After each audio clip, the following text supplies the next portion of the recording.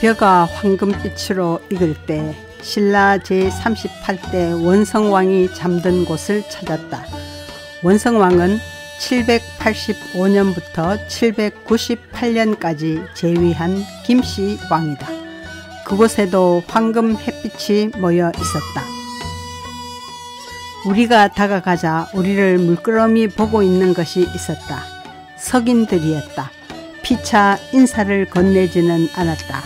멀리 토함산이 우리를 내려다 보았다. 원성왕의 천년 깊이 든 잠. 이 이상 더 편안한 장소는 없을 듯했다. 이곳이 최고의 길지이리라. 높지 않은 구릉이 북쪽을 막고 소나무가 그 위를 울울창창 병풍을 치니 역사의 햇빛이 따사로웠다. 한눈에 들어오는 전체 능제가 아늑하고 평화로워 한 점 예술작품 같았다. 이 능은 신라 왕릉 중에서 능제가 가장 잘 갖추어진 것이다. 안쪽에 능이 있고 넓은 잔디밭이 있고 그 앞에 성물이 놓여 있다. 이것이 동편 화표석이다. 이것이 서역인 무인상이고 그 다음은 문인상이다. 마지막으로 돌사자 2마리이다. 서편에도 대칭으로 똑같이 서 있다.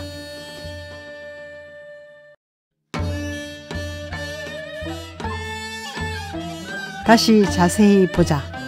화표석은 능력의 입구를 알려주는 돌 기둥이다. 이 능에서 가장 놀라운 것은 이 서역인 상이다. 저 힘이 넘치는 팔을 보라. 외모가 실크로드의 상인 소그드인 같다고 한다. 손에는 칼이 아닌 쇠덩이를 단 쇠줄을 칭칭 감아 놓은 몽둥이를 들고 있다. 유사시에는 그 쇠줄을 풀어 무기로 쓸 요량인 듯. 서쪽 무인상은 수염이 말려져 문양처럼 퍼져 있고 엉덩이에 주머니를 차고 있다. 저것은 서역 실크로드 소그드 상인들이 즐겨 차는 반낭이라는 주머니이다. 그 안에 도장 같은 소지품을 넣어 다녔다고 한다. 이것은 우즈베키스탄 사마르칸트에 있는 아프라시압 궁전의 서벽에 그려져 있는 벽화이다. 저 남자들은 우리 무인상과 세 가지가 닮아 있다. 머리띠와 허리에 찬 주머니와 치마처럼 두른 하의. 이 인물들은 7세기의 소그드 왕을 접견하기 위해 차가니아라는 나라에서 온 사절들이다. 소그드인도 이런 머리띠를 하는데 대상 중 육체노동을 하는 젊은 사람이 착용하는 거란다. 이 그림 맨 오른쪽에는 한반도에서 간 고구려인 또는 신라인도 그려져 있다. 이 그림의 낙타탄 사람을 보라. 역시 머리띠를 하지 않았나. 신라의 이 무인상은 신라와 중앙아시아가 문물을 교류했다는 증거가 아니겠나. 얼굴은 금강 역사상을 떠올린다.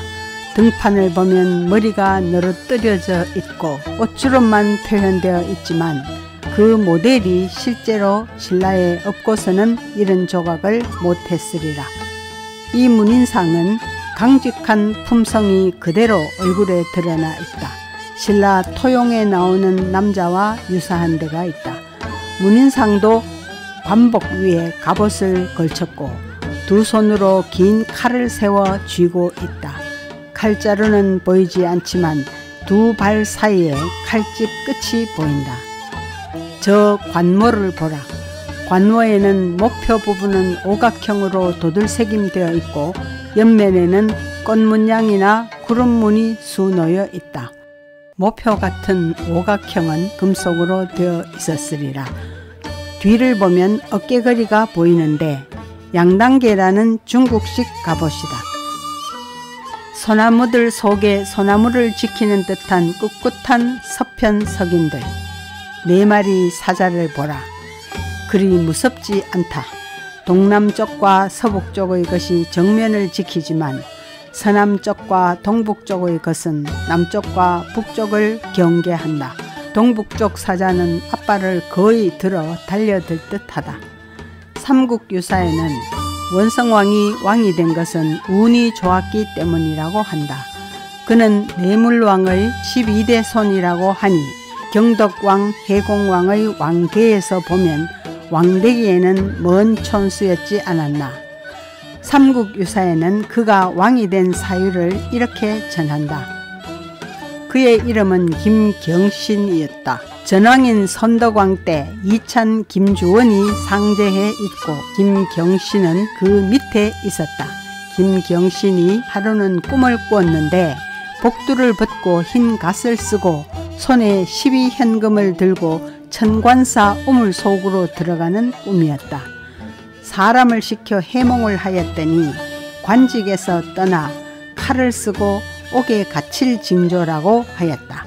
김경신이 두문불출하였더니 여삼이라는 자가 찾아와 꿈 이야기를 듣더니 일어나서 절부터 하고 이렇게 말하였다.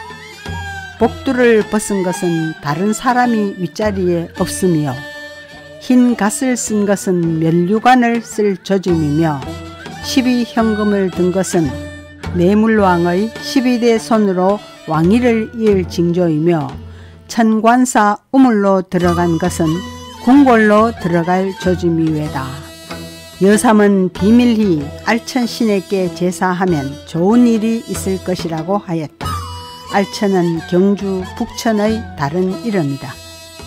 얼마 뒤 제37대 선덕왕이 승하하자 나라 사람들이 김주원을 왕으로 삼고자 하였다. 그의 집이 알천의 북쪽에 있었는데 갑자기 홍수가 나 건너올 수가 없었다.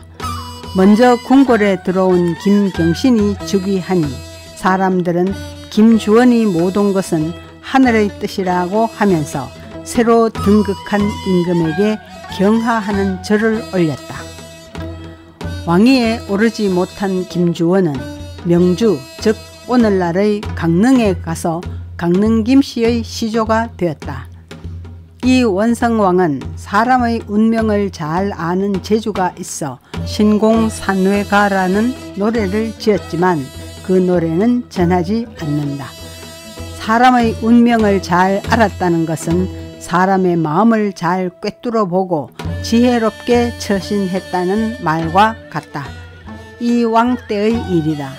당나라 사신이 서울 경주에 와서 신라의 호국용 3마리에게 주문을 걸어 물고기로 바꾸어 통에 넣어 갔지만 왕이 뒤쫓아가 새 용을 찾아왔다는 이야기가 전한다. 이때에도 사신들은 왕의 지혜로움에 감탄을 금치 못했다고 한다.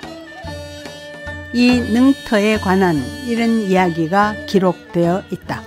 최치원이 초월산 대승복사 비문을 썼는데 그것에 의하면 원래 이 자리엔 동곡사라는 절이 있었다고 한다. 이곳이 길지라 그 절을 다른 곳으로 옮기고 이 자리에 원성왕의 능을 조성했다고 한다. 동곡사는 옮겨 승복사로 이름을 바꿨는데 지금 그 절터에는 탑두기와 최근에 복원한 초월산 대승복사 비가 있다. 이 능은 과거에 괴릉이라고 불리었다. 이 자리에 본래 절의 연못이 있었고 연못에서 물이 샘솟다 보니 양쪽으로 관을 거는 장치를 만들어 그 위에 시신을 안치했기에 걸 괴자를 써서 괴릉이라고 불렀다고 한다. 왕릉을 돌아보자. 봉분 앞에 있는 사각형의 책상 모양은 혼유석이다. 이것은 한때 이 능을 문무왕릉으로 잘못 알고 여기에 신라 문무왕릉이라는 표석을 세운 받침대이다.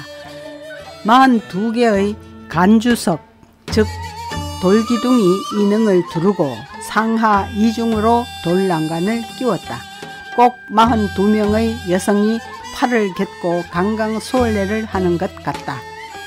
이 능의 호석은 면석과 그것보다 튀어나온 우석, 즉 탱석으로 되어 있는데 이 탱석은 봉분의 내부로 길게 뿔이 뻗어 면석이 밖으로 넘어지지 않도록 그것을 걸어 끌어당기고 또 봉토도 붕괴하지 않게 하는 역할을 한다.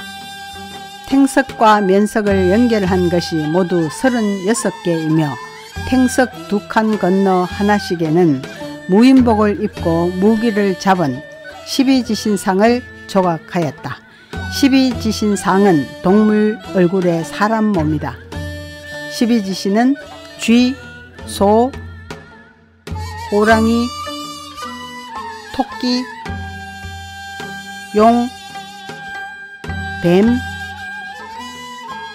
말, 양, 원숭이, 닭, 개, 돼지 등이다.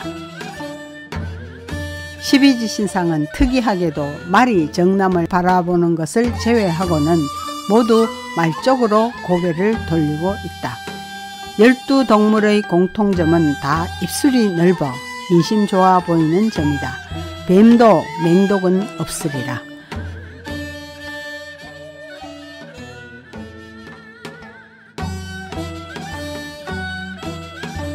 원성왕은 자식을 5명을 두었으나 어느 자식도 왕위를 잇지 못했다.